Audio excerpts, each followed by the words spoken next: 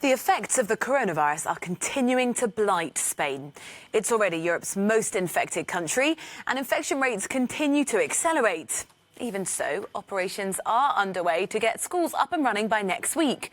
Around 5,000 teachers were summoned to a mass coronavirus testing in Madrid. A third of all of Spain's current infections are in the capital. And in Brussels, more than 4,000 children whose parents work at EU institutions are preparing to return to school.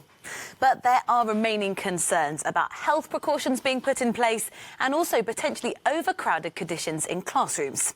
Elena Cavalloni has more for us. At the European school in Brussels, everything is ready to start the new year. But this year will be different.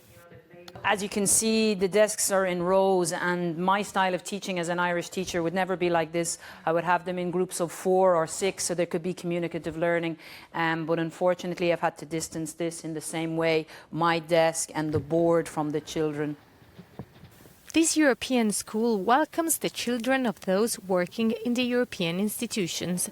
With 4,400 students coming all over Europe, it is a unique reality in Brussels.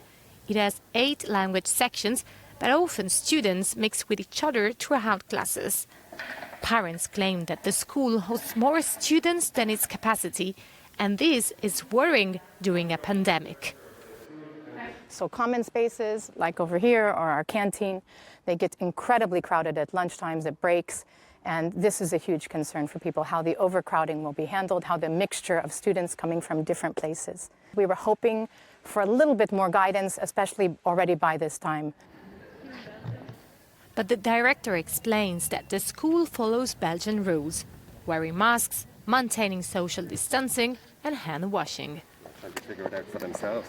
Our biggest challenge is to get all of our students back, to reduce the anxiety, of course, that's being felt by students, by parents and by staff, and really to get back to a normal school day, a normal operation of what children are normally used to.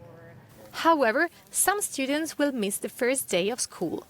Leo and Mark have just returned from their country, Spain. According to Belgian travel restrictions, they have to respect a quarantine period. Their mom says that traveling back home will be difficult during the school year. We will not be able to travel that often, or we will have to consider it differently. But I think we've learned to be flexible in these months, and that for now we must continue to be so. School and a pandemic, a complicated situation, especially when students are far from their home countries. Elena Cavalloni, Euronews, Brussels.